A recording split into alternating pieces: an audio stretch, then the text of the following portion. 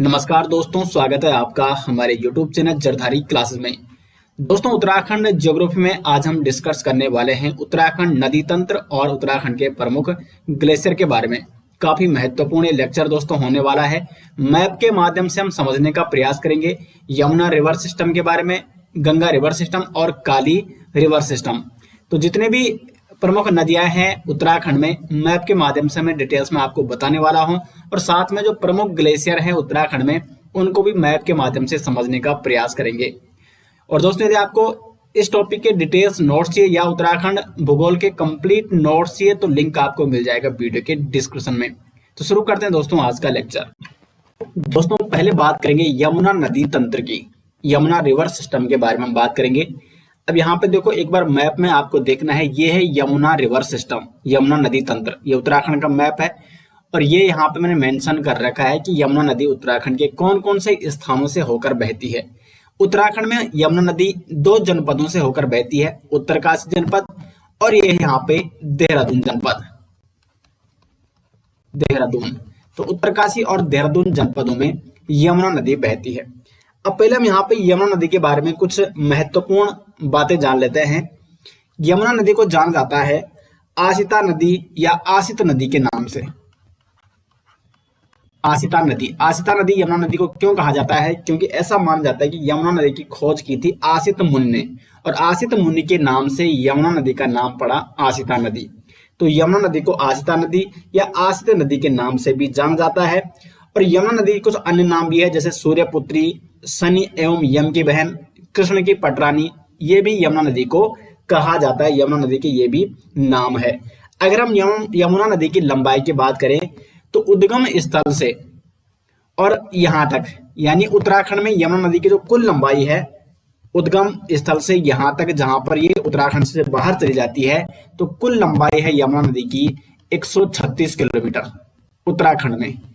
तो यमुना नदी की लंबाई उत्तराखंड में कितनी है? 136 किलोमीटर है। अब हम इस मैप के माध्यम से समझेंगे यमुना नदी के उद्गम स्थल के बारे में। यमुना नदी कौन कौन से स्थानों से होकर बहती है और इसकी प्रमुख सहायक नदियां कौन कौन सी है। अब यहाँ पे आप देखेंगे यमुना नदी की है यहाँ पे इस प्रकार से यमुना नदी। यमुना नदी का जो उद्गम स्थल है दोस्तों वो है बंदरपूछ ग्लेशियर। ये आप देख सकते हैं यहाँ पे बंदरपूछ ग्लेशियर है। कई बार प्रश्न भी बनता है कि बंदरपूछ ग्लेशियर कहाँ है या बंदरपूछ पर्वत कहाँ है, तो ये है उत्तरकाशी में।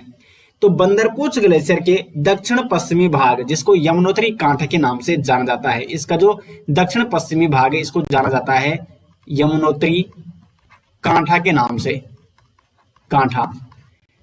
तो यहां से उद्गम होता है यमुना का। तो यमुना नदी का उद्गम स्थल कौन सा है? बंदरपूछ ग्लेशियर का जो दक्षिणी पश्चिमी भाग है यमुनोत्री कांठा, यहां से उद्गम होता है यमुना नदी का। और यमुना नदी में जो सबसे पहले जो नदी संगम करती है उसका नाम है ऋषिगंगा। ऋषिगंगा, ये है यहाँ पे ऋषिगंगा। ऋषिगंगा का उद्गम कहां से होता है? तो इसका उद्गम भी बंदरपूछ ग्लेशियर से ही होता है। देखो, बंदरपूछ ग्लेशियर इस प्रकार से यहाँ पे फैला हुआ है। तो इसका जो दक्षिणी पश्चिमी भाग है जिसको यमुनोत्री कांठा कहा जाता है, यहाँ से यमुना नदी निकलती है और इसके इस भाग से ऋषिगंगा निकलती है। तो ऋषिगंगा भी बंदरपूछ ग्लेशियर से ही या बंदरपूछ पर्वत से ही निकलती है। और ऋषिगंगा जानकी चट्टी नामक स्थान पर यमुना नदी से संगम करती है। तो यमुना नदी और ऋषिगंगा का संगम कहाँ पर होता है? जानकी चट्टी, इसको खरसाली के नाम से भी जाना जाता है। तो जानकी चट्टी या खरसाली में यमुना और ऋषिगंगा का संगम होता है। उसके बाद आगे बढ़ती है यमुना नदी और यहाँ पर है हनुमान चट्टी नामक स्थान। और हनुमान चट्टी नामक स्थान पर एक और नदी यमुना से संगम करती है जिसका नाम है हनुमान गंगा। अब ये हनुमान गंगा कहाँ से निकलती है? तो हनुमान गंगा भी बंदरपूछ ग्लेशियर से ही निकलती है। तो यमुना की जो 2 महत्वपूर्ण सहायक नदियां हैं ऋषिगंगा और हनुमान गंगा, ये भी यमुना की तरह ही बंदरपूछ पर्वत या बंदरपूछ ग्लेशियर से ही इनका उद्गम होता है। और ऋषिगंगा जानकी चट्टी में यमुना से संगम करती है, जबकि हनुमान गंगा हनुमान चट्टी में यमुना से संगम करती है। उसके बाद हनुमान चट्टी से आगे बढ़ती हुई यमुना नदी पहुंचती है नौगांव। और नौगांव में एक और महत्वपूर्ण नदी यमुना नदी से संगम करती है, इसका नाम है कमलगाड़। तो कमलगाड़ यमुना नदी से कहां पर संगम करती है? तो नौगांव में यहाँ पे संगम करती है यमुना नदी से कमलगाड़। कमल गाड़ को दोस्तों पुरोला घाटी का वरदान भी कहा जाता है। एक महत्वपूर्ण प्रश्न बनता है, पुरोला घाटी का वरदान, यह प्रश्न बन सकता है एग्जाम में। तो पुरोला घाटी का वरदान किसे कहा जाता है? तो कमलगाड़ को। और कमलगाड़ कहाँ बहती है? पुरोला घाटी में बहती है। और कमलगाड़ और यमुना नदी का जो संगम होता है वो होता है नौगांव में। तो नौगांव में कमलगाड़ और यमुना नदी का संगम होता है। उसके बाद कमलगाड़ आगे यमुना नदी नौगांव से आगे बढ़ती हुई देहरादून में प्रवेश करती है। और देहरादून में यहाँ पर है लाखा मंडल, और लाखा मंडल में एक और नदी रिखवाड़ नदी यमुना नदी से संगम करती है। तो रिखवाड़ नदी और यमुना नदी का संगम कहाँ पर होता है? लाखा मंडल में। फिर लाखा मंडल से आगे बढ़ते हुए कालसी नामक स्थान पर यमुना नदी से दो और नदियां संगम करती है। एक नदी का नाम है अमलाव नदी, अमलाव नदी भी यहाँ पे संगम करती है कालसी में। और कालसी के निकट ही टोंस नदी भी यमुना से संगम करती है। तो अमलाव नदी और टोंस नदी का संगम यमुना नदी से कहाँ पर होता है? तो कालसी नामक स्थान देहरादून में, क्योंकि अब जो यमुना नदी है इसने देहरादून में प्रवेश कर लिया है।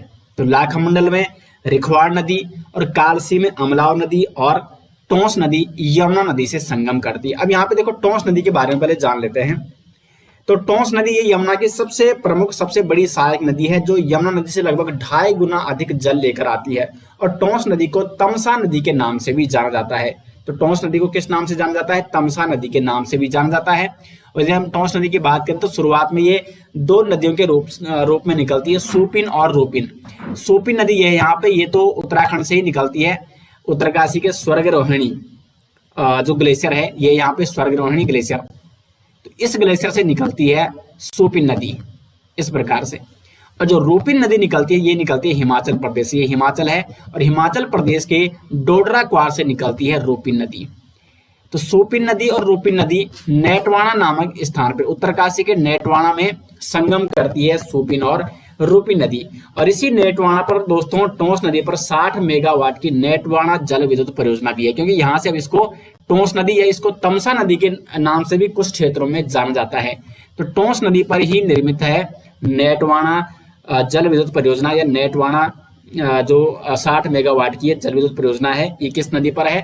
टोंस नदी पर, क्योंकि यहाँ पे रूपिन और सूपिन नदी का संगम होता है और यहाँ से इसको फिर टोंस नदी के नाम से तमसा नदी के नाम से आगे जाना जाता है। उसके बाद टोंस नदी आगे बढ़ती है और ये प्रवेश करती है देहरादून में, और फिर देहरादून में हिमाचल का बॉर्डर बनाते हुए पहुंच जाती है कालसी, और कालसी में ये यमुना नदी से संगम करती है। तो यमुना नदी और टोंस नदी का संगम कहाँ पर होता है? कालसी नामक स्थान पर। उम्मीद करते हैं दोस्तों मैप्स के माध्यम से आपको स्पष्ट रूप से समझ में आ रहा होगा। और मैप आपको कैसा लग रहा है कमेंट बॉक्स में जरूर बताएं। और इस मैप का यदि आपको पीडीएफ चाहिए तो लिंक आपको मिल जाएगा वीडियो के डिस्क्रिप्शन में। फिर कालसी से आगे अब इसको यमुना नदी के नाम से ही जाना जाता है, क्योंकि मुख्य जो नदी है वो यमुना नदी है। टोंस नदी इसमें मिल जाती है और फिर आगे यमुना नदी आगे बढ़ती है और यहाँ पर है डाक पत्थर बैराज। अब देखो जो डाक पत्थर बैराज है दोस्तों, यहाँ पर यमुना नदी से एक नहर निकाली गई है, शक्ति नहर, क्योंकि यमुना नदी तो यहाँ पे चली जाती है इधर की ओर और ये उत्तराखंड से बाहर निकल जाती है।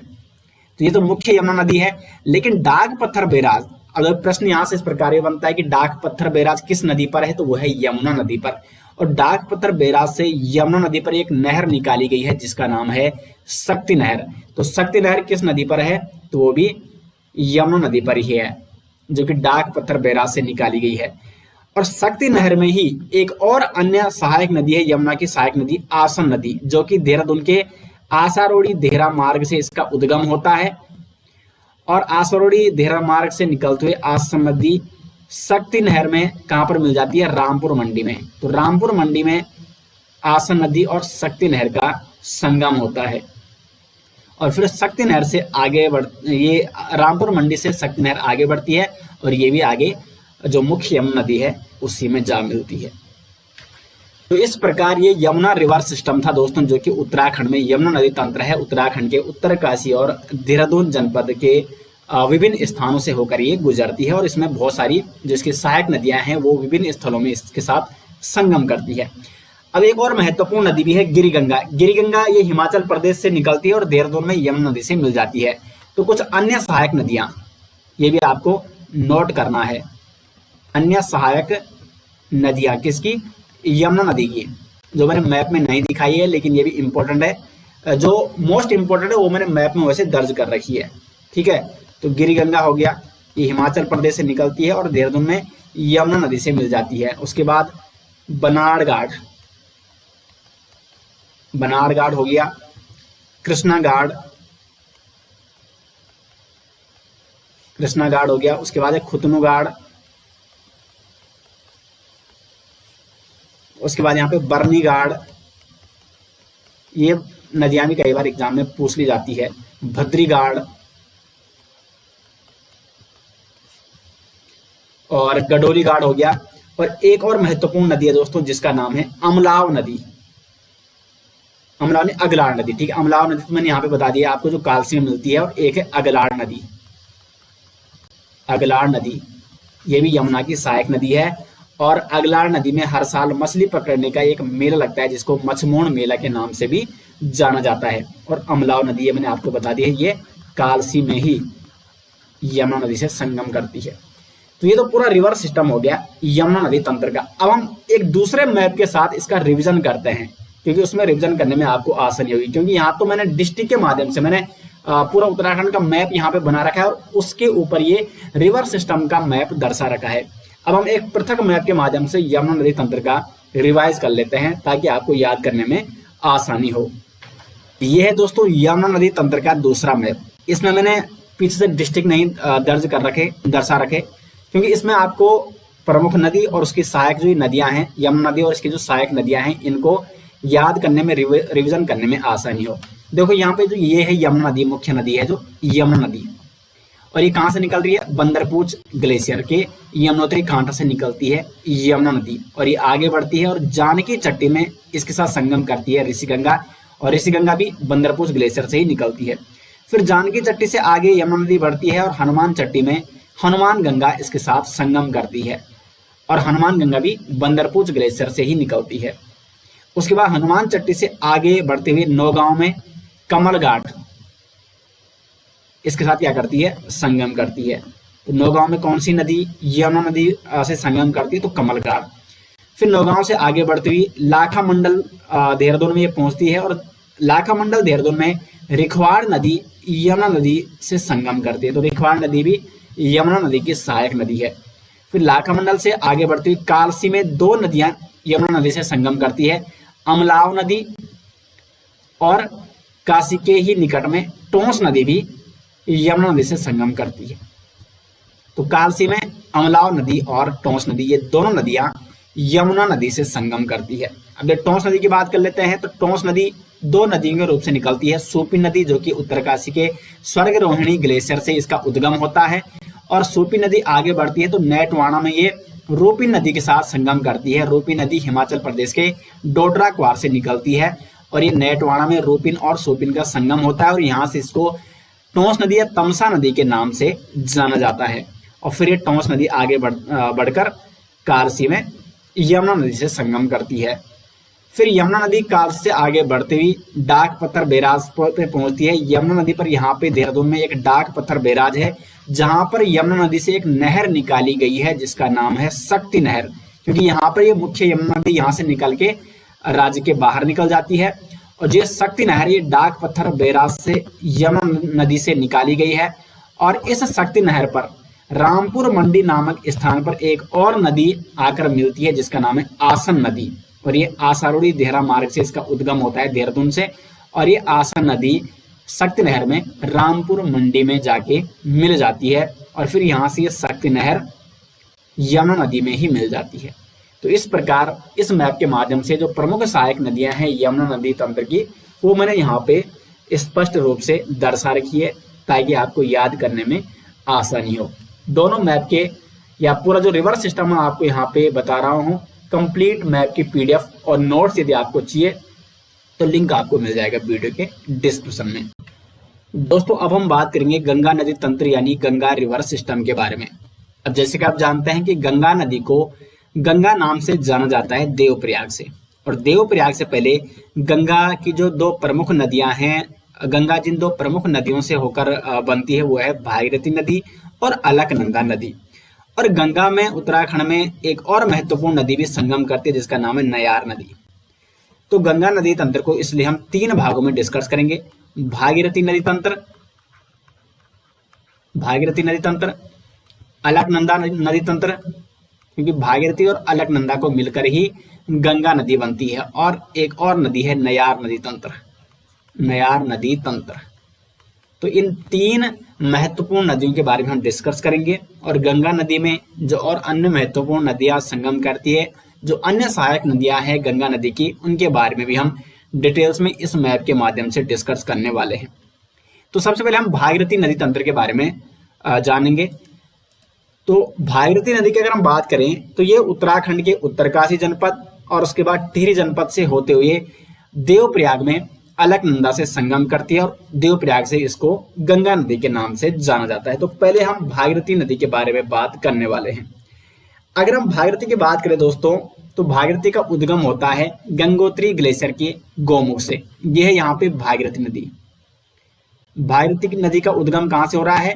गोमुख से, गंगोत्री ग्लेशियर के गोमुख से। अगर ऑप्शन में आपसे ग्लेशियर पूछ जाता है तो गंगोत्री ग्लेशियर से उसका उद्गम होता है, और गंगोत्री ग्लेशियर के किस स्थान से? तो गोमुख से भागीरथी नदी का क्या होता है? उद्गम होता है। भागीरथी नदी जैसे ही आगे बढ़ती है तो इसमें एक और नदी जिसका नाम है रुद्रगंगा, और ये कहाँ, रुद्रगंगा का उद्गम कहाँ से होता है? रुद्रगेरा ग्लेशियर से। तो रुद्रगेरा ग्लेशियर से रुद्रगंगा निकलती है, और ये गंगोत्री से ऊपर, गंगोत्री से पहले भागीरथी नदी से संगम करती है। फिर यहाँ से भागीरथी आगे बढ़ती है और पहुंच जाती है गंगोत्री मंदिर, जो गंगोत्री धाम है, यहाँ पर ये नदी पहुंच जाती है। और गंगोत्री धाम में एक और नदी इसके साथ संगम करती है जिसका नाम है केदार गंगा। अब केदार गंगा का उद्गम स्थल कहाँ से है? तो केदार गंगा निकलती है केदार ताल से। यह है यहाँ पे केदार ताल, केदार ताल से निकल रही है केदार गंगा, और केदार ताल से निकलते हुए केदार गंगा गंगोत्री धाम में, गंगोत्री धाम के निकट भागीरथी से संगम करती है। और यहाँ पे गंगोत्री मंदिर है, और ये गंगोत्री मंदिर किस नदी के निकट में है? तो यह है भागीरथी नदी के तट पर। इस गंगोत्री धाम का निर्माण दोस्तों गोरखा सूबेदार अमर सिंह थापा ने करवाया था, और गंगोत्री का जो शीतकालीन आवास है वो है मुखबा ग्राम, ये भी आपको नोट करना है। और मुखबा ग्राम के निकट कल्प केदार मंदिर भी है। अब यहाँ से गंगोत्री से आगे निकलती है भागीरथी नदी और भैरव घाटी में पहुंच जाती है। भैरव घाटी और यहाँ पर एक लंका नामक स्थान भी है। तो भैरव घाटी और लंका नामक स्थान किस नदी के तट पर स्थित है? तो वह है भागीरथी नदी। तो भैरव घाटी और लंका नामक स्थान पर भागीरथी में एक और नदी मिल जाती है जिसका नाम है जाड़ गंगा। और जाड़ गंगा का उद्गम कहाँ से होता है? तो थांगला दर्रा से। यह है थांगला दर्रा जहाँ से जाड़ गंगा का उद्गम हो रहा है, और थांगला दर्रे से निकलते ही जाड़ गंगा भैरव घाटी लंका नामक स्थान पर भागीरथी नदी से मिल जाती है। फिर आगे बढ़ती है भागीरथी नदी और पहुंच जाती है झाला नामक स्थान पर, और झाला नामक स्थान पर भागीरथी से कौन सी नदी मिल जाती है? सिया गंगा। तो सिया गंगा और भागीरथी का संगम कौन से स्थान पर होता है? तो झाला नामक स्थान पर सिया गंगा और भागीरथी का संगम होता है। फिर झाला नामक स्थान से आगे बढ़ते हुए भागीरथी नदी पहुंच जाती है दोस्तों गंगोरी नामक स्थान पर। यह उत्तरकाशी में है। गंगोरी कहाँ है? उत्तरकाशी में। और यहाँ पर इससे मिलन होता है असीम गंगा का। अब ये असीम गंगा का उद्गम कहाँ से होता है? तो असीम गंगा निकलती है डोंडी ताल से। डोंडी ताल से कौन सी नदी निकलती है? असीम गंगा। और डोंडी ताल से निकलते हुए असीम गंगा गंगोरी नामक स्थान पर भागीरथी नदी से मिल जाती है। भागीरथी नदी ये जो गंगोरी नामक स्थान है जहाँ पर ये असीम गंगा से संगम कर रही है, ये उत्तरकाशी के ही निकट है। फिर गंगोरी से पहुंचते हुए भागीरथी आ जाती है मुख्य उत्तरकाशी बाजार। अब उत्तरकाशी में एक और नदी जिसका नाम है वरुणा नदी। वरुणा नदी ये वर्णावत पर्वत से निकलती है, और वर्णावत पर्वत से निकलते ही ये उत्तरकाशी में किससे मिल जाती है? भागीरथी नदी से मिल जाती है। अब यहाँ पे एक और बात आपको समझना है, ये है उत्तरकाशी जो मार्केट है जिसको बाड़ा हाट के नाम से भी जाना जाता है।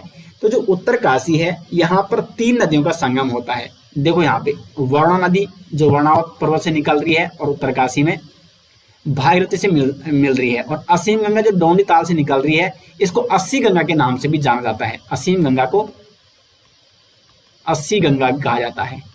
तो कई बार ऑप्शन में अगर अस्सी गंगा पूछा जाता है तो आपको कंफ्यूज नहीं होना है। तो अस्सी गंगा या असीम गंगा ये गंगोरी उत्तरकाशी का जो निकट स्थान है, यहाँ पर ये भागीरथी नदी से मिल जाती है। तो भागीरथी, अस्सी गंगा और वरुणा नदी के संगम स्थल पर है बाड़ाहाट यानी उत्तरकाशी बसा हुआ। उसके बाद उत्तरकाशी से आगे बढ़ते हुए भागीरथी नदी प्रवेश करती है टिहरी जनपद में। अब देखो उत्तरकाशी में जो विभिन्न नदियां थी, कौन कौन से स्थलों पर उसने भागीरथी नदी से संगम किया, मैप के माध्यम से मैंने समझा दिया आपको, और उनका उद्गम स्थल भी मैंने आपको यहाँ पे समझा दिया है। डिटेल्स नोट्स भी आपको दोस्तों मिल जाएंगे वीडियो के डिस्क्रिप्शन में। हमारी ई बुक का लिंक दिया गया है। इस टॉपिक के कंप्लीट नोट्स पीडीएफ दी गई है वीडियो के डिस्क्रिप्शन में विद मैप। तो यदि आपको इसके नोट्स चाहिए तो लिंक आपको मिल जाएगा वीडियो के डिस्क्रिप्शन में। तो जैसे ही टिहरी जनपद में प्रवेश करती है भागीरथी नदी, तो यहाँ पर आगे बढ़ती है और यहाँ पर इसकी एक प्रमुख मुख्य जो सहायक नदी है भागीरथी नदी की, वो है भिलंगना नदी। और भिलंगना नदी और भागीरथी का संगम कहाँ पर होता है? गणेश प्रयाग में। अब ये गणेश प्रयाग अब यहाँ पे नहीं है, क्योंकि यहाँ पर बन चुका है टिहरी डैम। जब यहाँ पे पुरानी टिहरी हुआ करती थी, तो पुरानी टिहरी में गणेश प्रयाग नामक स्थान पर भिलंगना नदी और भागीरथी नदी का संगम होता था। अब यहाँ पे आगे बढ़ने से पहले हम पहले भिलंगना नदी के तंत्र के बारे में जान लेते हैं कि भिलंगना नदी की कौन कौन सी प्रमुख सहायक नदियां हैं। तो यहाँ पे देखो भिलंगना नदी का जो उद्गम स्थल है दोस्तों, वो है खतलिंग ग्लेशियर। ये है यहाँ पे खतलिंग ग्लेशियर। खतलिंग ग्लेशियर से निकल रही है भिलंगना नदी, और भिलंगना नदी खतलिंग ग्लेशियर से निकलते हुई जैसी घनसाली पहुंचती है, तो घनसाली में एक और नदी जिसको धर्मगंगा, जो कि शुरुआत में धर्मगंगा और बाल गंगा के नाम से निकलती है, दो नदियों के नाम से। और यहाँ पर ये बूढ़ा केदार में धर्मगंगा और बाल गंगा का संगम होता है। और बूढ़ा केदार से आगे बढ़ते हुए ये पहुंच जाती है घनसाली, और यहाँ पर ये भिलंगना से संगम करती है। तो उम्मीद करते हैं कि भिलंगना रिवर सिस्टम भी आपको समझ में आ गया होगा। अगर हम भिलंगना की कुछ अतिरिक्त सहायक नदियों की बात करें तो मेद गंगा, दूध गंगा, कुनाली गाड़, गैर गाड़, ये भिलंगना की कुछ अन्य छोटी छोटी सहायक नदियां भी हैं जो कि भिलंगना में संगम करती है। फिर घनसाली से आगे बढ़ते हुए भिलंगना पहुंच जाती है गणेश प्रयाग, और यहाँ पर ये मिल जाती है भागीरथी नदी से। और यहीं पे अब जो टिहरी डैम है वो बना हुआ है। तो टिहरी डैम, कई बार प्रश्न बनता है कि टिहरी डैम किस नदी पर बना हुआ है, तो कई बार अभ्यर्थी क्या कर देते हैं, ये केवल भागीरथी नदी कर देते हैं। लेकिन टिहरी डैम केवल सिंगल यहाँ पे भागीरथी नदी पर ही नहीं बना हुआ है, बल्कि भागीरथी और भिलंगना के संगम पर बना हुआ है। तो इसलिए जो टिहरी डैम है ये भागीरथी और भिलंगना नदी दोनों पर बना हुआ है। फिर गणेश प्रयाग, जहाँ पर भिलंगना और भागीरथी का संगम होता है, यहाँ से आगे बढ़ते हुए भागीरथी नदी पहुंच जाती है देवप्रयाग। और देवप्रयाग में यहाँ से आ रही है अलकनंदा नदी, और देवप्रयाग में अलकनंदा और भागीरथी नदी का संगम हो जाता है, और देवप्रयाग से आगे इसको गंगा नदी के नाम से जाना जाता है। तो पूरा भागीरथी जो रिवर सिस्टम है, भागीरथी नदी तंत्र, वो मैंने यहाँ पे आपको बता दिया है। तो गंगा नदी तंत्र का जो एक पार्ट था, पहला पार्ट, वो था भागीरथी नदी तंत्र, वो मैंने यहाँ पे आपको समझा दिया है। अब भागीरथी नदी के बारे में कुछ और अन्य महत्वपूर्ण रोचक तथ्य जान लेते हैं। ऐसा माना जाता है कि भागीरथी नदी में गोमुख के निकट जहां से निकल रही है गंगोत्री ग्लेशियर की गोमुख, यहाँ पर इसके साथ आकाश गंगा का संगम भी होता है। तो आकाश गंगा भी ये भागीरथी की सहायक नदी है जो इसके साथ गोमुख में मिल जाती है। हर्षिल उत्तरकाशी का एक प्रमुख स्थल है, यहाँ पर जालंधरी नदी और भागीरथी नदी का संगम होता है। तो जालंधरी नदी भी भागीरथी नदी की सहायक नदी है जो कि हर्षिल के निकट इससे मिल जाती है। और एक और यहाँ पे गणेश प्रयाग से पहले भलडियाना नामक स्थान पर इसके साथ एक छोटी नदी जलकुर नदी भी मिल जाती है। इसको मैंने दूसरे मैप में स्पष्ट रूप से बताया है, जिससे आप रिवीजन अच्छी तरीके से कर पाएंगे। ठीक है, तो भागीरथी नदी का हमने पूरा सिस्टम यहाँ पे देख लिया है। अब हम बढ़ते हैं अलकनंदा नदी तंत्र की ओर, और तब जाके हमारा गंगा नदी तंत्र के दो पार्ट पूरे हो जाएंगे, और फिर हम नयार नदी तंत्र और फिर गंगा नदी के जो अन्य सहायक नदियां हैं उनके बारे में भी डिस्कस करेंगे। तो सबसे पहले देखो मुख्य अलकनंदा जो नदी है, अलकनंदा नदी के बारे में कुछ महत्वपूर्ण रोचक तथ्य जान लेते हैं कि अलकनंदा नदी को पौराणिक ग्रंथों में देव नदी के नाम से भी जाना जाता है और इसका जो उद्गम होता है वो चमोली जनपद के संतोपत हिमनद, जिसको संतोपत हिमनद के ही निकट संतोपत ताल भी है और इसको क्षीर सागर भी कहा जाता है। तो यह है यहाँ पे संतोपत हिमनद। अलकनंदा नदी का उद्गम कहाँ से होता है? संतोपत हिमनद से, और संतोपत हिमनद के ही निकट क्या है यहाँ पे? संतोपत ताल भी है। तो अलकनंदा नदी का जो उद्गम हो रहा है वो कहाँ से हो रहा है? संतोपत ताल या संतोपत हिमनद से हो रहा है। और उद्गम स्थल से देवप्रयाग तक अलकनंदा नदी की लंबाई है 195 किलोमीटर। अब यहाँ पे मैं लंबाई भी आपको बता देता हूँ। उद्गम स्थल से देवप्रयाग तक अलकनंदा की जो लंबाई है वो है 195 किलोमीटर, 195 किलोमीटर। जबकि अगर हम भागीरथी की बात करें तो भागीरथी की लंबाई भी जानना जरूरी है। भागीरथी की जो लंबाई है गौमुख से लेकर देवप्रयाग तक वो है 205 किलोमीटर। तो भागीरथी नदी की लंबाई अलकनंदा नदी से अधिक है, ये भी आपको नोट करनी है। तो संतोपत से निकलती है आपकी अलकनंदा, संतोपत ग्लेशियर या संतोपत हिमनद या संतोपत ताल। तो यहाँ से निकलती अलकनंदा। अलकनंदा की जो पहली सहायक नदी है वो है सरस्वती नदी। सरस्वती नदी, ये है यहाँ पे सरस्वती नदी। सरस्वती नदी कहाँ से निकल रही है? देवताल से। तो सरस्वती नदी का उद्गम कहाँ से होता है? देवताल से होता है। और सरस्वती नदी देवताल से आगे बढ़ते हुए केशव प्रयाग में, जो कि बद्रीनाथ से ऊपर है, केशव प्रयाग में ये अलकनंदा से संगम करती है। सरस्वती नदी पर दोस्तों यहाँ पे एक पुल भी बना हुआ है जिसको भीम पुल के नाम से जाना जाता है। बड़े पत्थरों से निर्मित ये पुल है। तो भीम पुल किस नदी पर है? ये है सरस्वती नदी पर, दो विशाल शिलाओं से निर्मित ये पुल है। तो केशव प्रयाग में अलकनंदा नदी और सरस्वती नदी का यहाँ पे क्या हो जाता है? संगम हो जाता है। उसके बाद केशव प्रयाग से आगे बढ़ते हुए यहाँ पे आप देख रहे हैं बद्रीनाथ धाम। तो बद्रीनाथ धाम के निकट अलकनंदा नदी के साथ कौन सी नदी संगम करती है? ऋषिगंगा। अब देखो यहाँ पे एक बात आपको नोट करनी है, ऋषिगंगा एक तो यहाँ पे यमुना नदी की भी सहायक नदी भी है और अलकनंदा नदी की भी एक अन्य सहायक नदी है ऋषिगंगा। तो दोनों में आपको कंफ्यूज नहीं होना है। अब जो ये ऋषिगंगा है जो कि अलकनंदा नदी की सहायक नदी है, इसका उद्गम है नीलकंठ। नीलकंठ पर्वत से ऋषिगंगा निकलती है और बद्रीनाथ धाम के निकट अलकनंदा से संगम करती है, अलकनंदा नदी से मिल जाती है। फिर बद्रीनाथ धाम के निकट से अलकनंदा नदी आगे बढ़ती है। अब देखो प्रश्न बनता है कि बद्रीनाथ धाम के निकट कौन सी नदी बहती है? बद्रीनाथ धाम किस नदी के निकट है? तो वो है अलकनंदा नदी के निकट। तो बद्रीनाथ धाम से आगे बढ़ती है हुई अलकनंदा नदी पहुंच जाती है गोविंद घाट, और गोविंद घाट में इसके साथ कौन सी नदी मिल जाती है? लक्ष्मण गंगा। अभी लक्ष्मण गंगा कहाँ से आ रही है? ये आ रही है हेमकुंड ग्लेशियर से। तो हेमकुंड ग्लेशियर से लक्ष्मण गंगा का उद्गम होता है। इसको हेम गंगा के नाम से भी जाना जाता है। तो हेम गंगा या लक्ष्मण गंगा जो कि हेमकुंड ग्लेशियर से निकलती है और गोविंद घाट नामक स्थान पर ये अलकनंदा से संगम करती है। जो लक्ष्मण गंगा है दोस्तों या हेम गंगा है, ये भ्यूंडियार घाटी में बहती है, इसलिए इसको भ्यूंडियार नदी भी कहा जाता है। और लक्ष्मण गंगा की कुछ प्रमुख अन्य छोटी सहायक नदियां हैं जैसे पुष्पावती नदी। तो ये पुष्पावती नदी किसकी एक प्रमुख सहायक नदी है? तो ये है लक्ष्मण गंगा की। क्योंकि पुष्पावती नदी इसलिए इंपॉर्टेंट है दोस्तों क्योंकि ये प्रसिद्ध फूलों की घाटी के मध्य से होकर गुजरती है। तो फूलों की घाटी के मध्य कौन सी नदी बहती है? पुष्पावती नदी। और ये पुष्पावती नदी किसकी सहायक नदी है? तो ये है लक्ष्मण गंगा की सहायक नदी जो कि आगे गोविंद घाट में अलकनंदा नदी से मिल जाती है। फिर गोविंद घाट से अलकनंदा नदी आगे बढ़ती है और विष्णु प्रयाग पहुंच जाती है जो कि पंच प्रयागों में से पहला प्रयाग है। और विष्णु प्रयाग में अलकनंदा नदी से कौन सी नदी मिल जाती है? यह है धौली गंगा। तो धौली गंगा और अलकनंदा नदी का संगम होता है विष्णु प्रयाग में। अब पहले धौली गंगा के बारे में जान लेते हैं। तो जो धौली गंगा है दोस्तों, ये निकलती है धौलीगिरी श्रेणी से।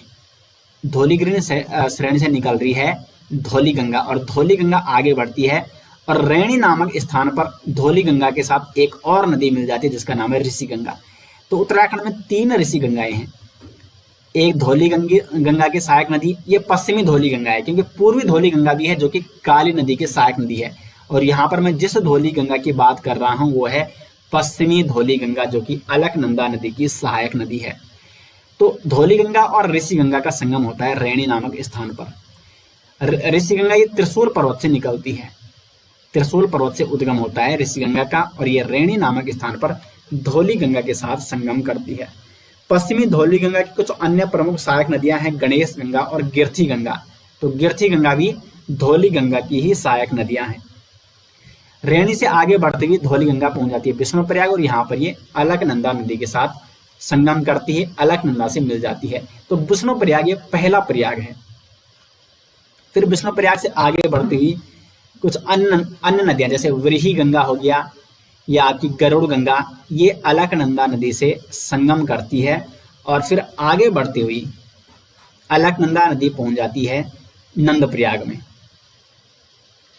अब यहाँ पे जो व्रीहि गंगा है दोस्तों, इस पर गोना ताल या दुर्मी ताल जिसको कहा जाता है, इसी पर बना था गोना ताल या दुर्मी ताल, जो कि 1893 में अस्तित्व में आया था, लेकिन फिर 1970 में ये टूट जाता है। इस पर बहुत विनाशकारी बाढ़ भी आई थी 1970 में। गोना ताल या दुर्मी ताल इसको जाना जाता था, व्रीहि गंगा पर यह था, और 20 जुलाई 1970 में ये टूट जाता है। तो 1970 में यहाँ पर बहुत ज्यादा बाढ़ भी आई थी व्रीहि गंगा पर, तो वो इसी व्रीहि गंगा पर था गोना ताल।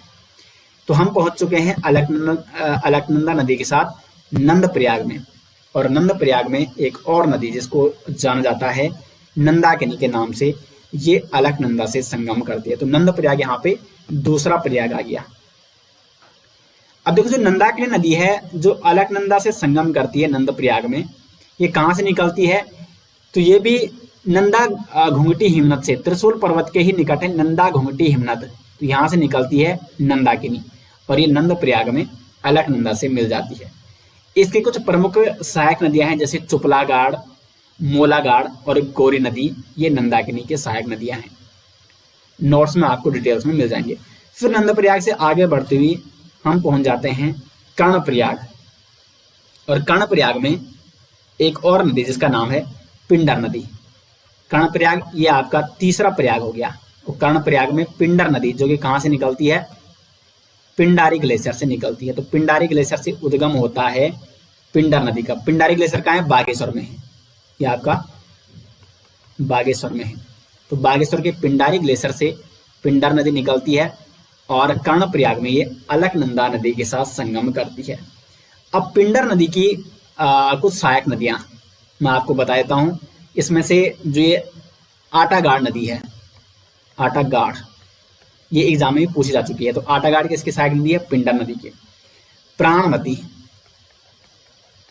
प्राणमती किसकी सहायक नदी है? पिंडर नदी की। और ज्ञान गंगा।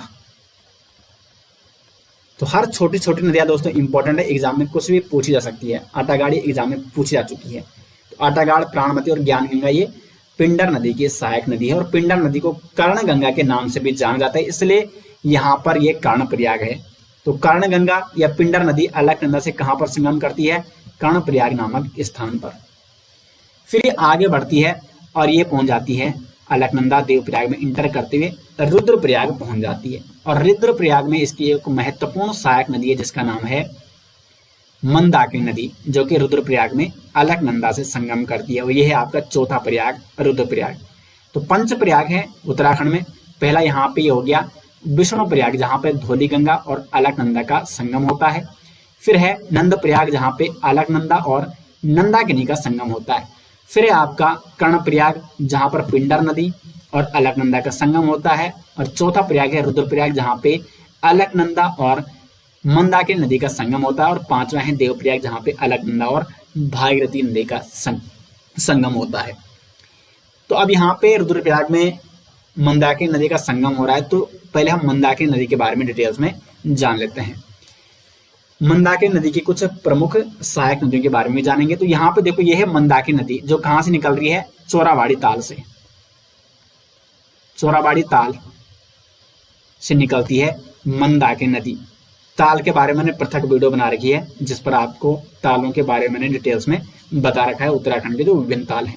तो चोराबाड़ी ताल से निकलती है मंदाकिनी नदी, या चोराबाड़ी हिमनद भी है यहाँ पे। मंदराचल श्रेणी या केदारनाथ क्षेत्र से भी इसको कहा जा सकता है। तो मंदराचल श्रेणी या चोराबाड़ी ताल या चोराबाड़ी हिमनद, और चोराबाड़ी ताल को गांधी सरोवर के नाम से भी जाना जाता है, यहाँ से निकलती है मंदाकिनी नदी। और इसमें ये पहुंचती है सोनप्रयाग में, ये यहाँ पे सोनप्रयाग। और सोनप्रयाग में सोनगंगा जो कि वासुकी ताल से निकलती है, सोनप्रयाग में सोनगंगा मंदाकिनी नदी से मिल जाती है। फिर सोनप्रयाग से मंदाकिनी नदी आगे बढ़ती है और यहाँ पे एक और नदी जिसका नाम है क्यूंजागाड़, नहीं ब्योंगाड़, ये है ब्योंगाड़, ये ब्योंगाड़ यहाँ पे इससे मिल जाती है और ब्योंगाड़ से संगम करते हुए कालीमठ नामक स्थान पर मधुगंगा संगम करती है मंदाकिनी से। मधुगंगा कहाँ से निकलती है? मधमहेश्वर श्रेणी से। तो मधमहेश्वर से मधुगंगा निकलती है और कालीमठ नामक स्थान पर ये मंदाकिनी से मिल जाती है। फिर कालीमठ से आगे बढ़ते हुए एक और नदी क्यूंजागाड़ इससे मिल जाती है और फिर ये आगे बढ़ती है सूर्यप्रयाग नामक स्थान है रुद्रप्रयाग से पहले। यहाँ पर लस्तर नदी जो कि पंवाली कांठा, ये यहाँ पे पंवाली कांठा है, यहाँ से निकलती है लस्तर नदी जो कि सूर्यप्रयाग में मिल जाती है। तो लस्तर नदी का उद्गम है पंवाली कांठा और संगम इसका सूर्यप्रयाग में मंदाकिनी से होता है। उसके बाद आगे बढ़ती है और ये पहुंच जाती है रुद्रप्रयाग और रुद्रप्रयाग में ये अलकनंदा नदी यहाँ से आ रही है और यहाँ पर ये रुद्रप्रयाग से अलकनंदा नदी से मिल जाती है रुद्रप्रयाग में। अब देखो जो मंदाकिनी नदी है ये अलकनंदा से दाईं ओर से संगम कर रही है। अधिकांश जो नदियां हैं अलकनंदा से बाईं ओर से संगम करती है, जैसे पिंडर नदी हो गया, नंदाकिनी, आपकी गरुड़ विरही या धौली गंगा, लक्ष्मण गंगा, सरस्वती नदी है। अधिकांश नदियां अलकनंदा नदी से बाईं ओर से संगम करती है, लेकिन जो ये मंदाकिनी नदी है दोस्तों ये दाईं ओर से अलकनंदा में संगम कर रही है। फिर रुद्रप्रयाग से आगे बढ़ते हुए अलकनंदा नदी पहुंच जाती है देवप्रयाग में और देवप्रयाग में ये किससे मिल जाती है? भागीरथी नदी से मिल जाती है और यहाँ से इसको आगे गंगा नदी के नाम से जाना जाएगा। अब देखो यहाँ पे भागीरथी नदी को कहा जाता है सास और जो अलकनंदा नदी है इसको कहा जाता है बहू। इसके बारे में ये भी कहा जाता है कि बहू अलकनंदा नदी को इसलिए कहा जाता है क्योंकि ये बड़े शांत स्वभाव से बहती है। इसका प्रमुख कारण ये है कि अलकनंदा नदी का जो एरिया है वो काफी बड़ा है, जबकि जो गंगा जो भागीरथी नदी है इसको सास कहा जाता है क्योंकि ये काफी शोर करती है। और इसका एक प्रमुख कारण ये है कि जो भागीरथी नदी का बहने वाला जो क्षेत्र है वो काफी संकरा है, जबकि अलकनंदा नदी का जो क्षेत्र है वो काफी बड़ा है। तो भागीरथी नदी को सास कहा जाता है और अलकनंदा को बहू कहा जाता है। तो दोस्तों देवप्रयाग तक गंगा नदी के दो प्रमुख नदी तंत्र जो अन्य नदी आती है, भागीरथी नदी तंत्र और अलकनंदा नदी तंत्र, ये मैंने कंप्लीट यहाँ तक कर दी है। अब हम आगे बढ़ते हैं देवप्रयाग से आगे, क्योंकि अब यहाँ से इसको जाना जा रहा है गंगा नदी के नाम से। अब देवप्रयाग से आगे जब गंगा नदी बढ़ती है तो ये पहुंच जाती है ब्यास घाट नामक स्थान पर और ब्यास घाट में इसके साथ संगम करती है नयार नदी। नयार नदी के बारे में जानना अति आवश्यक है। तो नयार नदी का जो उद्गम होता है ये है नयार नदी और इसका उद्गम हो रहा है दो नदियों के रूप में, पश्चिमी नयार और पूर्वी नयार। तो पश्चिमी नयार और पूर्वी नयार दोनों का जो उद्गम होता है वो होता है दूधातोली श्रेणी से। दूधातोली श्रेणी जिससे पश्चिमी नयार भी निकलती है और पूर्वी नयार भी निकलती है। पश्चिमी नयार ये दूधातोली श्रेणी के उत्तरी पश्चिमी ढाल से निकलती है और पूर्वी नयार ये भी दूधातोली श्रेणी से निकलती है और पश्चिमी नयार और पूर्वी नयार ये दोनों संगम करती है सतपुली नामक स्थान पर। तो सतपुली में संगम होता है पश्चिमी नयार का और पूर्वी नयार का और फिर सतपुली से आगे इसको नयार नदी के नाम से जाना जाता है और ये पहुंच जाती है ब्यास घाट। तो पौड़ी गढ़वाल के ब्यास घाट नामक स्थान पर यह संगम करती है गंगा नदी से और फिर यहाँ से गंगा नदी आगे बढ़ती है और यहाँ पे देखो टिहरी और पौड़ी का बॉर्डर बनाते हुए और फिर ये देहरादून और पौड़ी का बॉर्डर बनाते हुए रायवाला नामक देहरादून के रायवाला में पहुंच जाती है।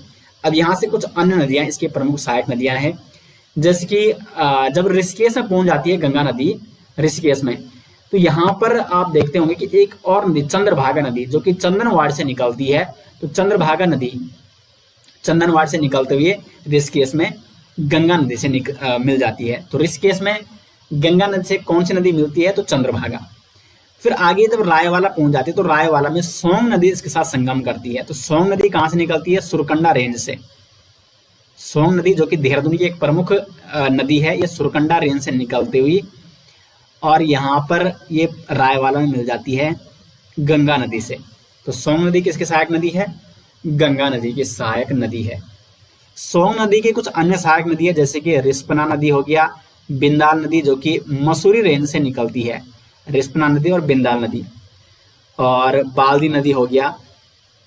तो ये सभी नदियां सोंग नदी में मिलती है और फिर आगे जाकर सोंग नदी रायवाला में गंगा नदी के साथ मिल जाती है।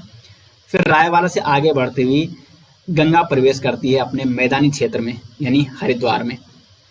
हरिद्वार में जैसे ही गंगा नदी प्रवेश करती है तो अब ये प्रवेश कर रही है अपने मैदानी क्षेत्र में, और हरिद्वार में ही इस नदी पर क्या है, एक भीमगोड़ा बैराज भी है। भीमगोड़ा बैराज से दोस्तों ऊपरी गंगा नहर, प्रसिद्ध नहर है ऊपरी गंगा नहर, कई बार मैंने इसके बारे में आपको पढ़ा भी रखा है। तो ऊपरी गंगा नहर निकलती है भीमगोड़ा बैराज से। तो जो भीमगोड़ा बैराज ये कौन सी नदी पर है, गंगा नदी पर है, और गंगा नदी से निकाली गई है ऊपरी गंगा नहर। और भीमगोड़ा बैराज से आगे बढ़ती हुई गंगा नदी पहुंच जाती है यूपी यानी उत्तर प्रदेश में। अब अभी तक मैंने जिन नदियों के बारे में आपको बताया जो कि गंगा नदी की सहायक नदियां थी, वो उत्तराखंड में ही उसके साथ संगम कर रही थी। लेकिन कुछ ऐसी नदियां भी हैं जो निकलती तो उत्तराखंड से है, जिनका उद्गम स्थल उत्तराखंड से है, लेकिन ये संगम करती है उत्तराखंड के बाहर। इसमें एक सबसे प्रमुख नदी है पश्चिमी रामगंगा। अब देखो पश्चिमी रामगंगा ये भी दूधातोरी श्रेणी से निकलती है, और ये पौड़ी गढ़वाल जनपद से बहते हुए बढ़ती आगे है, और फिर ये कन्नौज नामक स्थान पर गंगा नदी से संगम कर देती है। तो कन्नौज में पश्चिमी रामगंगा और गंगा नदी का संगम होता है। अब देखो पश्चिमी रामगंगा की कुछ सहायक नदियां जैसे फीका नदी हो गया, कोसी नदी जो कि आपकी बागेश्वर अल्मोड़ा से होते हुए नैनीताल और उधम सिंह नगर से होते हुए, और कोसी नदी की एक सहायक नदी है सुयाल नदी जो कि अल्मोड़ा के निकट से होते हुए बहती है, और फिर ये भी फीका नदी में मिलती है, और दाबका नदी ये भी फीका नदी में मिल जाती है आगे, और आगे फिर ये पश्चिमी रामगंगा में मिल जाती है, और आगे पश्चिमी रामगंगा कन्नौज में गंगा नदी से मिल जाती है। और मैंने आपको पहले ही बताया था कि यमुना नदी भी आगे किसके साथ मिल जाती है, गंगा नदी के साथ प्रयाग में। तो प्रयाग में यमुना और गंगा का भी संगम हो जाता है। तो दोस्तों पूरा गंगा नदी तंत्र मैंने इस मैप के माध्यम से आपको बता दिया है।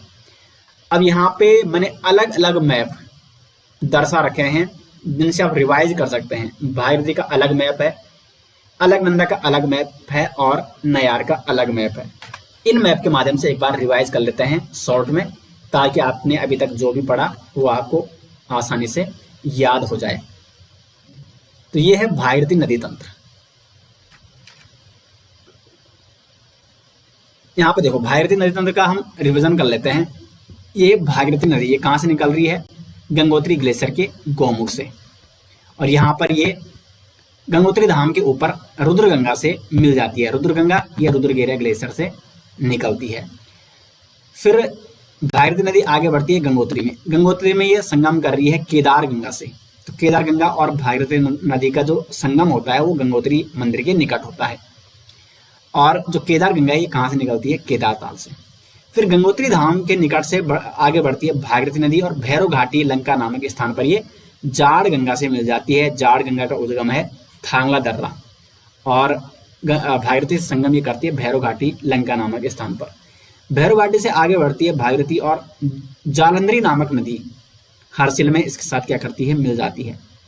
फिर हरसिल से आगे बढ़ते हुए झाला नामक स्थान पर सिया गंगा भागीरथी नदी से मिल जाती है।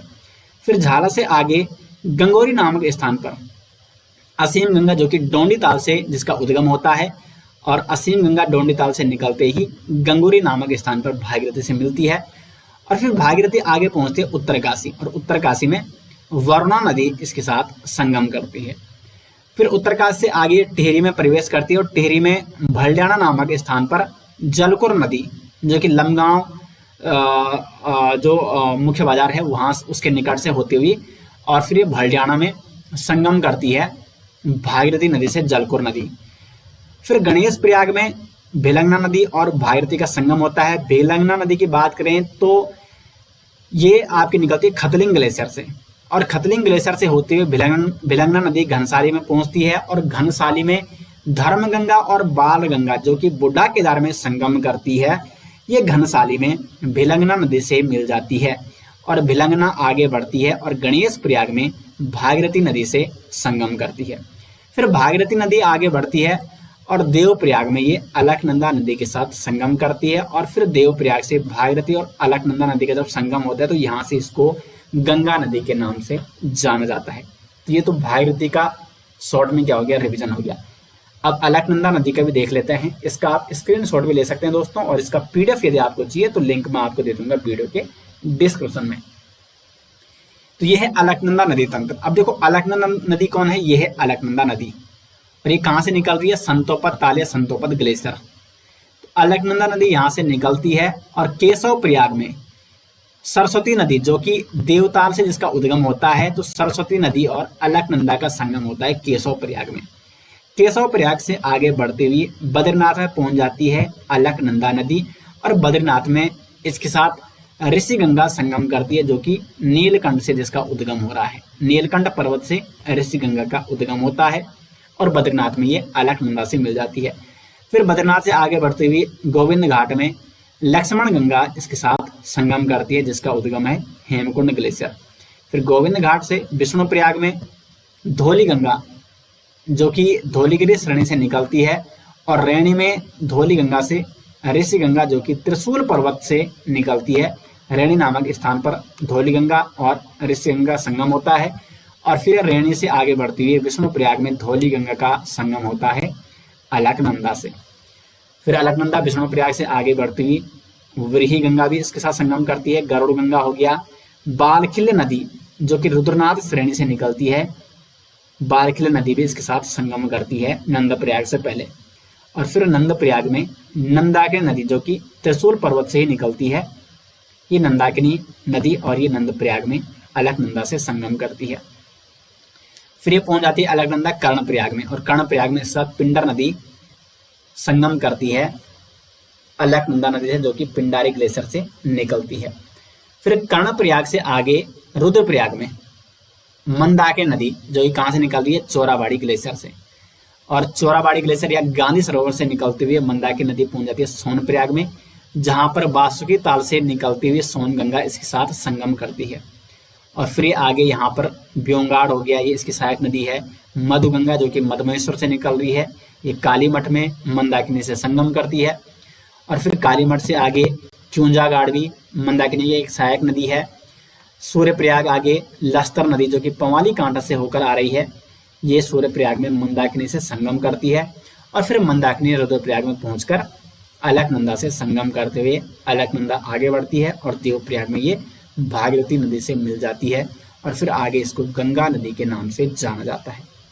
तो ये अलकनंदा नदी का भी कंप्लीट रिवीजन मैंने आपको करा दिया है। और फिर ये है गंगा नयार नदी तंत्र। अब देखो देवप्रयाग से इसको आगे गंगा नदी के नाम से जाना जाता है, और देवप्रयाग से पहले ये भागीरथी नदी जो कि गंगोत्री ग्लेशियर के गौमुख से जिसका उद्गम होता है, और ये है अलकनंदा जिसका उद्गम संतोपत से होता है। फिर देवप्रयाग में गंगा नदी के नाम से जानी जाती है। देवप्रयाग से आगे बढ़ती है गंगा नदी और ब्यास घाट में ये नयार नदी से मिल जाती है। नयार नदी जो कि पश्चिमी नयार और पूर्वी नयार के रूप में दोदातुली श्रेणी से इनका उद्गम होता है, और सतपुली में पश्चिमी नयार और पूर्वी नयार का संगम होता है, और यहाँ से फिर ये ब्यास घाट में गंगा नदी से मिल जाती है। फिर आगे ब्यास घाट से होते हुए रायवाला में सोंग नदी के साथ संगम होता है गंगा का। सोंग नदी की जो सहायक नदी है वो है रिस्पना और बिंदाल जो कि मसूरी रेंज से निकलती है, और रायवाला के निकट सोंग नदी और गंगा नदी का संगम होता है। और फिर रायवाला से आगे बढ़ते हुए गंगा नदी पहुंच जाती है भीमगोड़ा बैराज। भीमगोड़ा बैराज हरिद्वार में है, यहाँ से ऊपरी गंगा नहर भी निकाली गई है गंगा नदी पर। और फिर गंगा नदी यहाँ से कन्नौज पहुंच जाती है, और कन्नौज में पश्चिमी रामगंगा जो कि दूधातुली श्रेणी से निकलती है, ये राज्य के बाहर यानी कन्नौज में गंगा नदी से मिल जाती है। पश्चिमी रामगंगा की सहायक नदियां हैं फीका नदी हो गया, कोसी नदी, सुयाल नदी और दादका नदी। तो दो दो मैप के माध्यम से दोस्तों मैंने डिटेल्स में आपको रिवर सिस्टम समझा दिया है उत्तराखंड का, और इसी मैप के माध्यम से आपको रिवाइज करना है अपना अच्छे से, तब आपको ये अच्छे से याद रहेगा। दोस्तों ये है काली नदी तंत्र का मैप। अब यहाँ पे अगर हम देखें काली नदी तंत्र के बारे में, तो काली नदी का जो उद्गम होता है वो होता है लिपुलेख दर्रे से। कहाँ से होता है काली नदी का उद्गम? लिपुलेख दर्रे से। लिपुलेख दर्रा ये पिथौरागढ़ में है, और लिपुलेख दर्रे के निकट काला पानी और यहाँ पर व्यास आश्रम नामक एक क्षेत्र है, यहाँ से उद्गम होता है काली नदी का। तो काली नदी का उद्गम कहाँ से होता है? लिपुलेख दर्रे से। और फिर ये आगे भारत और नेपाल का बॉर्डर बनाते हुए आगे बढ़ती है। ये यहाँ पे क्या है? ये नेपाल है। तो काली नदी ये भारत और नेपाल का बॉर्डर बनाती है। तो काली नदी आगे बढ़ती है तो सबसे पहले इसके साथ जो एक प्रमुख इसकी सहायक नदी है वो है कुठियांगटी। कुठियांगटी किसकी सहायक नदी है? काली नदी की, जो कि प्रथम सहायक नदी है काली नदी की। इसका उद्गम जैंगसर श्रेणी से होता है। कुठियांगटी का उद्गम होता है वो जैंगसर श्रेणी से होता है, जैंगसर श्रेणी के पश्चिमी ढाल से। और ये गूंजी नामक स्थान पर काली नदी के साथ संगम करती है, काली नदी से मिल जाती है गूंजी नामक स्थान पर। फिर गूंजी से आगे बढ़ती है काली नदी और ये पहुंच जाती है आपकी खेला तवा घाट नामक स्थान पर। खेला तवा घाट नामक जो स्थान है यहाँ पर इसके साथ पूर्वी धौली गंगा संगम करती है।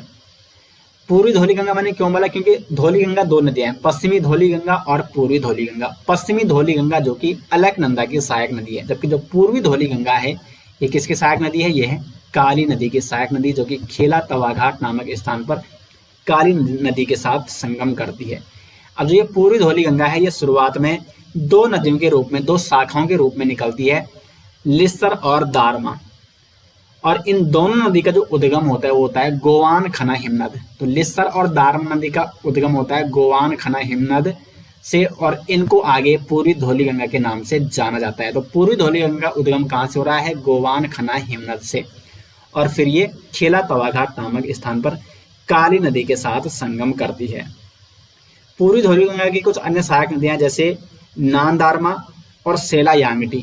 सेला यांगटी और नान दारमा ये किसकी सहायक नदियां हैं? तो ये है पूर्वी धौली गंगा की सहायक नदी, नान दारमा और दूसरी है सेला यांगटी।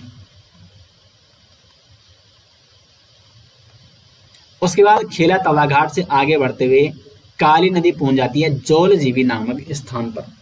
और जौलजीबी से एक और नदी जिसका नाम है गौरी गंगा, ये इसके साथ संगम करती है। तो गौरी गंगा और काली नदी का संगम होता है जौलजीबी नामक स्थान पर। यहाँ पे एक जौलजीबी मेला, प्रसिद्ध मेला भी लगता है। अब यहाँ पे अगर बात करें कि जो ये आपकी गौरी गंगा है ये भी प्रारंभ में रालम और गौरी गंगा या गौरी नदी के नाम से दो शाखाओं से निकलती है। रालम नदी को सुनकल्पा नदी के नाम से भी जाना जाता है। तो रालम किसकी सहायक नदी है? गौरी गंगा की सहायक नदी है, जिसको सुनकल्पा के नाम से भी जाना जाता है। और गौरी गंगा और रालम का जो उद्गम स्थल है वो है आपका मिलम ग्लेशियर। तो मिलम ग्लेशियर से गौरी गंगा का उद्गम होता है और जौलजीबी में ये काली नदी के साथ संगम करती है। फिर जौलजीबी से आगे बढ़ते हुए ये पहुंच जाती है रामेश्वर नामक स्थान पर। अब देखो रामेश्वर में नहीं, पंचेश्वर नामक स्थान पर, ठीक है। पंचेश्वर में इसके साथ संगम जो नदी करती है उसका नाम है सरयू नदी। सरयू नदी एक काली नदी की सबसे बड़ी सहायक नदी है दोस्तों। जितनी मैंने अभी तक नदियां बताई हैं काली नदी की सहायक नदी, उनमें से जो इसकी सबसे बड़ी सहायक नदी वो है सरयू नदी। तो सरयू नदी और काली नदी का जो संगम होता है वो कहाँ होता है?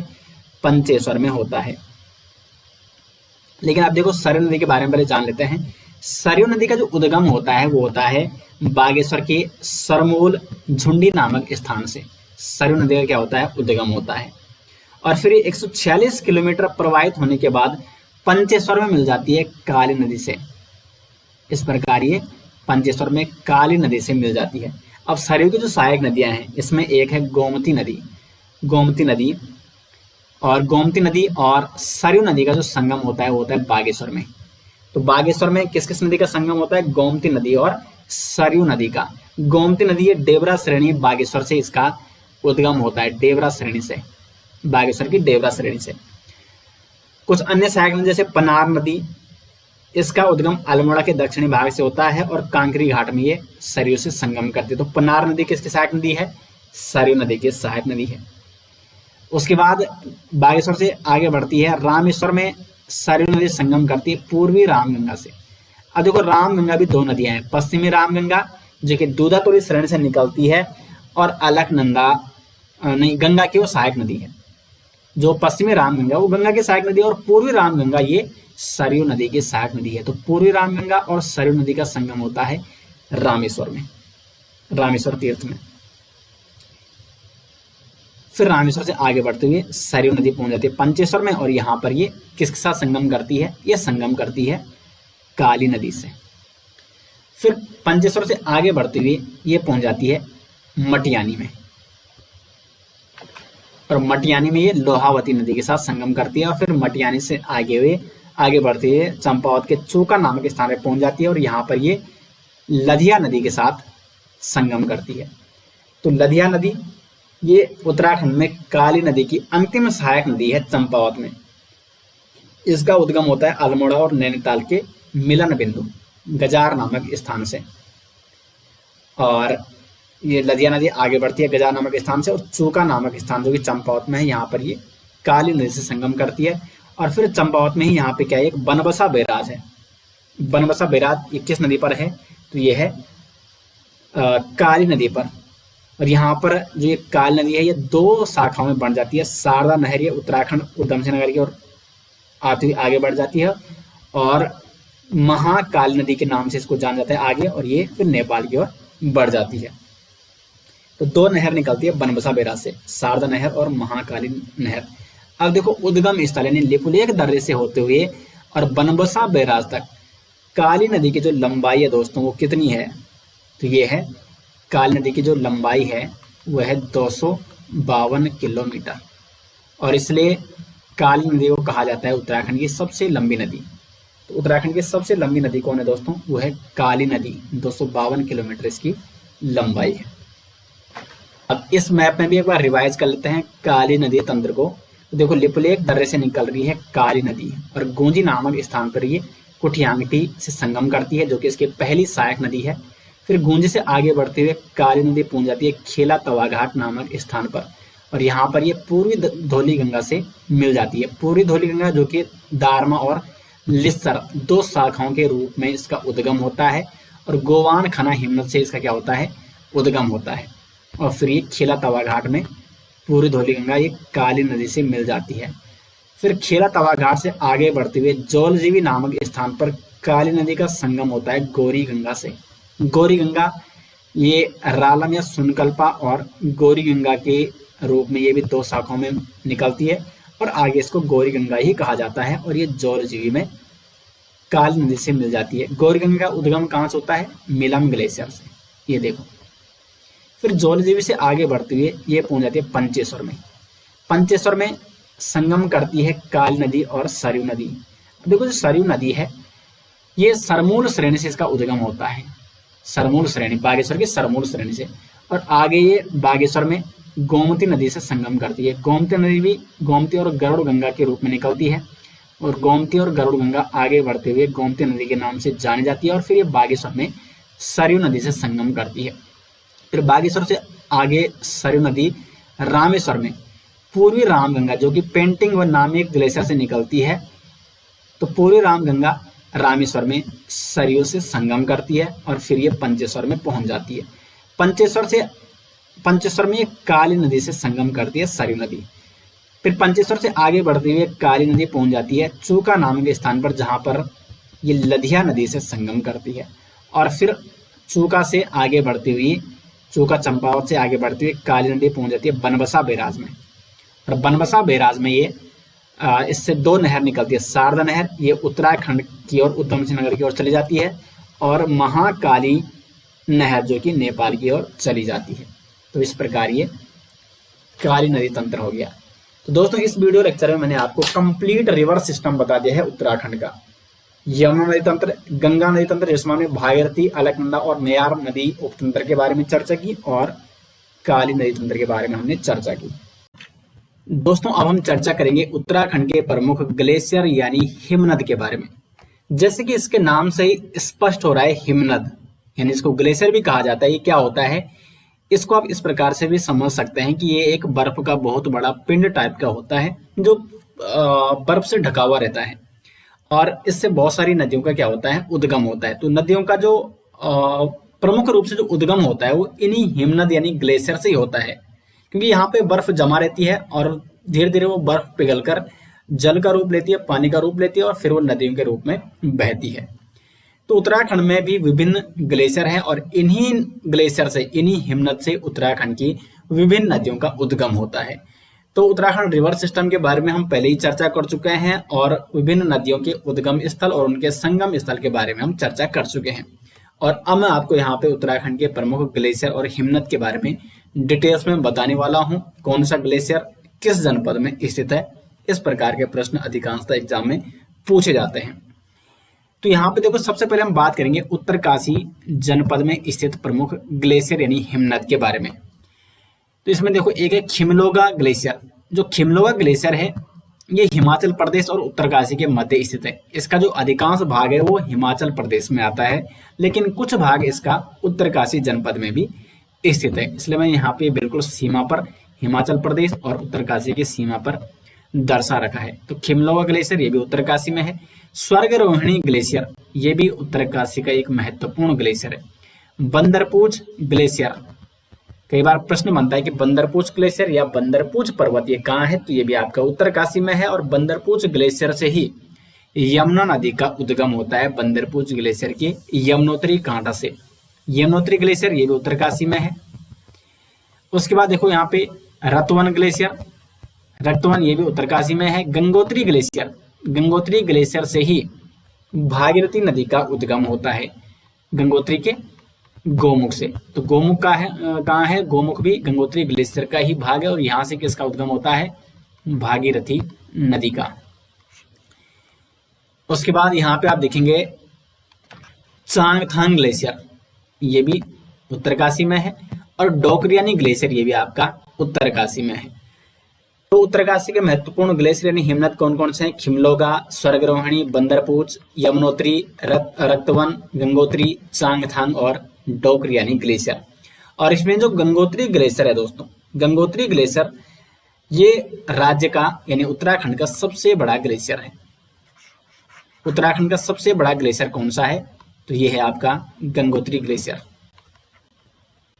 सबसे बड़ा ग्लेशियर उत्तराखंड का। कई बार एग्जाम में पूछा जाता है। गंगोत्री हिमनद की जो लंबाई है लगभग 30 किलोमीटर है और इसकी चौड़ाई लगभग 2 किलोमीटर है, इसलिए ये है उत्तराखंड का सबसे बड़ा ग्लेशियर। और ये गंगोत्री ग्लेशियर के गौमुख से भागीरथी नदी का भी उद्गम होता है। तो ये सभी उत्तरकाशी जनपद में जो स्थित ग्लेशियर है ये आपको नोट करने। उसके बाद आते हैं यहाँ पे टिहरी में। टिहरी में है एक खतलिंग ग्लेशियर। अब देखो, जो खतलिंग ग्लेशियर है दोस्तों ये टिहरी और रुद्रप्रयाग में स्थित है। खतलिंग ग्लेशियर कहाँ है, टिहरी और रुद्रप्रयाग में स्थित है। और जो ये खतलिंग ग्लेशियर है इससे कौन सी नदी का उद्गम होता है, भिलंगना नदी का उद्गम। भिलंगना नदी जो कि भागीरथी की सहायक नदी है और गणेश प्रयाग में भागीरथी नदी से संगम करती है।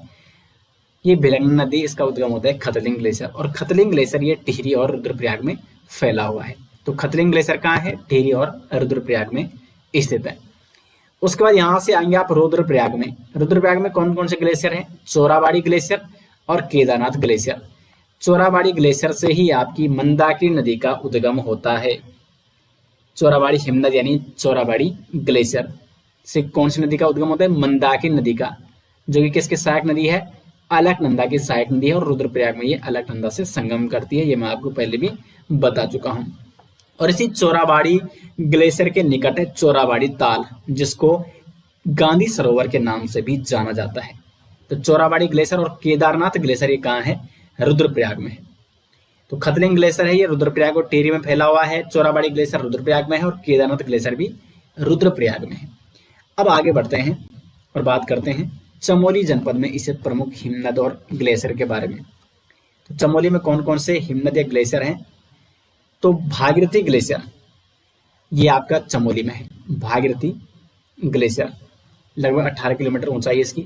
संतोपत ग्लेशियर जहां से आपकी अलकनंदा नदी का उद्गम होता है। अलकनंदा नदी का जो उद्गम स्थल है संतोपत ग्लेशियर ही है, यहीं से अलकनंदा नदी निकलती है। उसके बाद दोनागिरी ग्लेशियर ये भी आपका चमोली में है। बद्रीनाथ ग्लेशियर ये भी आपका कहाँ है, चमोली में। हिपरा बमक ग्लेशियर ये भी आपका चमोली में है। काला पानी या कलपानी ग्लेशियर, कलपानी ग्लेशियर भी आपका कहाँ है, चमोली में स्थित है। और जो ये पिंडारी ग्लेशियर है दोस्तों, ये संयुक्त रूप से बागेश्वर और पिथौरागढ़ में स्थित है। बागेश्वर और पिथौरागढ़ और चमोली में स्थित है आपका पिंडारी ग्लेशियर। अब जो ये पिंडारी ग्लेशियर ये भी महत्वपूर्ण है क्योंकि ये राज्य का दूसरा सबसे बड़ा ग्लेशियर है। सबसे बड़ा ग्लेशियर है गंगोत्री ग्लेशियर और राज्य का दूसरा जो सबसे बड़ा ग्लेशियर है वो है पिंडारी ग्लेशियर। और ये बागेश्वर हो गया आपका, पिथौरागढ़ हो गया आपका, ये पिथौरागढ़ का क्षेत्र है। तो इस प्रकार ये फैला हुआ है, पिथौरागढ़, बागेश्वर और चमोली में फैला हुआ है पिंडारी ग्लेशियर। और पिंडारी ग्लेशियर से अलकनंदा की जो सहायक नदी है पिंडर नदी, इसका उद्गम होता है। ये मैं आपको पहले बता चुका हूँ। तो चमोली में कौन कौन से ग्लेशियर है? भागीरथी, संतोपा, दूनागिरी, बद्रीनाथ, हिप्रा, भमक, कलपानी और पिंडारी ग्लेशियर। ये सभी ग्लेशियर कहाँ है? आपके चमोली जनपद में स्थित है। अब आगे बढ़ते हैं बागेश्वर जनपद में। बागेश्वर में कौन कौन से ग्लेशियर है यानी हिमनद है? मैकतोली, कफनी ग्लेशियर, सुंदर ढूंगा और सुखराम। ये चार प्रमुख जो ग्लेशियर हैं, जो हिमनद हैं, ये आपके बागेश्वर में है। मैकतोली, कफनी, सुंदर ढूंगा और सुखराम ग्लेशियर ये बागेश्वर जनपद में स्थित है। पिथौरागढ़ में देख लेते हैं, पिथौरागढ़ में कौन कौन से हैं? तो मिलम ग्लेशियर। अब जो मिलम ग्लेशियर है दोस्तों, ये कहाँ है? आपका पिथौरागढ़ जनपद में स्थित है, पिथौरागढ़ की मुनस्यारी में। और ये कुमाऊं का सबसे बड़ा ग्लेशियर है। तो कुमाऊं का सबसे बड़ा ग्लेशियर कौन सा है? सबसे बड़ा ग्लेशियर या हिमनद, तो वो है आपका मिलम ग्लेशियर।